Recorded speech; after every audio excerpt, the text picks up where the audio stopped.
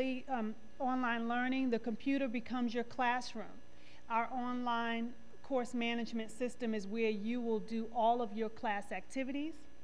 You will communicate with fellow students and your instructor through electronic communication, either through email or through the online classroom, which is called Blackboard, is the course management system that we use. Online learning is flexible and convenient. You can complete your classwork anywhere that you can access the internet, from home, work, the library, any public computer. So pretty much if you can access a computer that can get on the internet, you can access the materials in your online course. Our online courses have all the components of a campus course. Our courses are not self-paced. That means that each course has a course schedule, and you have to follow the course schedule in completing the courses. You will have discussions and assignments, exams, and all of our courses have firm deadlines and due dates. You should expect to work on your class for a minimum of 6 to 9 hours each week. And really what that equates to is, in essence, the 3 hours of classroom time that you would have spent had you taken a class on campus. So those are 3 hours that you have to use to learn the material. And then in all traditional courses, for every hour that you have in the classroom, the expectation is you would spend 1 to 2 hours outside of class working on homework and assignments. So if you take the class time that you would have spent in class along with the standard homework time, it really amounts to about 6 to 9 hours a week for each course. So now let's talk about how to prepare for your first online course. And we have come up with a series of 8 steps.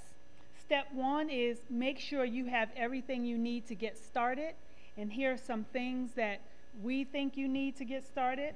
One is you have to have the appropriate computer requirements.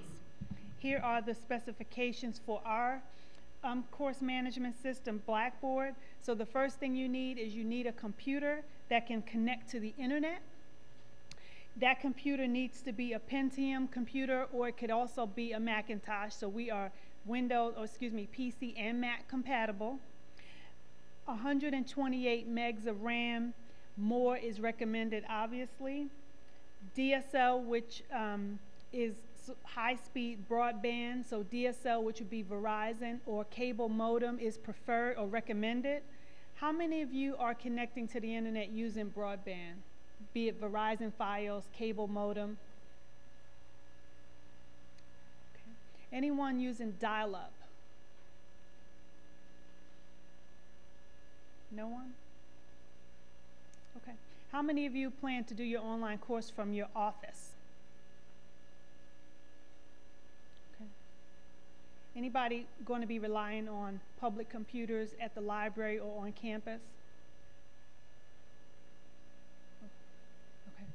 I ask all those questions because really, as far as we're concerned, it doesn't really matter to us how you connect to your courses. And if you look at sort of the requirement is that you have a computer that can connect to the internet. You don't actually have to own the computer. You really just need to be able to get on the computer and access it whenever you need to complete your coursework. So as long as you're able to do that on whatever computer you're using, you've met the requirement. Internet service provider, you obviously need to have a way to connect to the internet, whether that be through AOL, Comcast, Verizon, your office, or if you're using public library or college campus computers. You need your own email. Actually, now the college is issuing email to all students. This is going to be really important for you because it has a lot to do with sort of protecting your privacy as a student and making sure that the communication, the electronic communication that we have, that we're certain that that communication about your grades, your financial aid, or any other college-related information is truly going to you, the student, and not someone else. So, how many of you have already established your college email, OwlMail? Oh, great. Okay. If you have not done that, you are going to need to do that. That is the only method by which our faculty are allowed to communicate with you as it relates to your courses. So, and in our course management system, we use Blackboard. So when you go into your online course room, all of the communication that occurs from your professor and other students within the online course will all be delivered to this email address. You have a question? Did everyone hear the question? She wasn't able to set up her email. Our office actually doesn't provide direct assistance with that. We can direct you to the people that can help. So what I'm going to recommend is when you leave here, the help desk actually supports the email system. So when we're done, if you want to walk out and ask someone out there, they can either take you to the help desk or help facilitate getting, if you don't have time to stay, take your name and number and we'll try to help get you connected to the help desk. Okay. In order to use our Blackboard online classroom system, it is really recommended that you use an approved browser.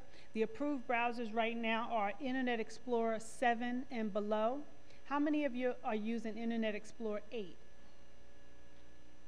How many of you don't know if you're using Internet Explorer 8? Better question. Okay, so if you are using Internet Explorer 8, you will need to use it in compatibility mode when going in your online classroom. We have information about this on the front page of the Blackboard system when you go to log in. If you are not sure if you're using Internet Explorer 8, you really do need to find out. And if you are, you need to follow the instructions. If you are uncertain how to figure out what browser you're using, you can either come up here at the end or you can send us an email and we'll send you some instructions. And when I go into the online classroom, I will go and show you how to determine which browser you're using. And I'm going to ask somebody to remind me if I forget when I log in, please. But I'll show you how to figure out which browser you're using. The reason it's really important to know if you're using Internet Explorer 8 is because with our current version of Blackboard, Internet Explorer 8 is not supported, which means that if you have any trouble using Blackboard, we don't have any solutions because it is an incompatible browser.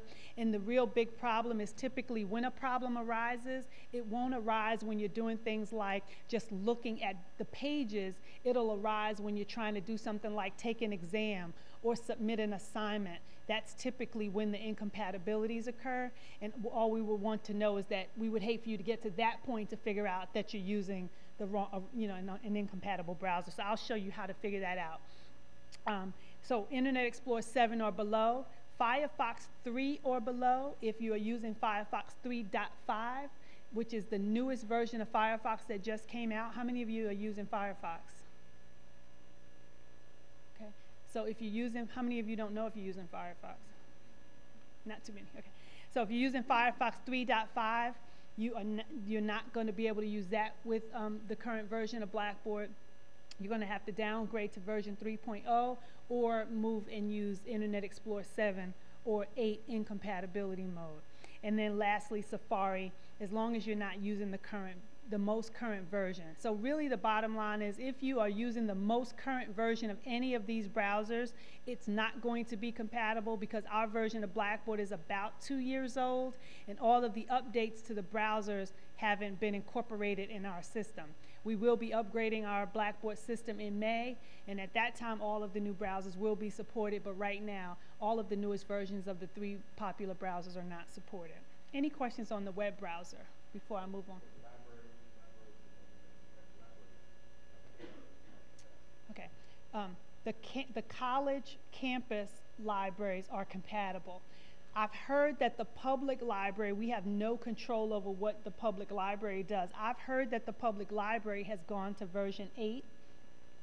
If they have gone to version 8, there are steps. There's something you need to do to the browser, and the instructions are on the main page. The question is, will the library allow you to do that? And those are some of the challenges when you're using a public library, is how much modification they'll allow you to do in order to use their system. The campus is committed to supporting Blackboard, so as long as you're using a computer on campus, then those computers all will be compatible with this. Any other questions on the browsers before I start talking about software? Okay. Lastly is the recommended software. We recommend that you have Microsoft Word.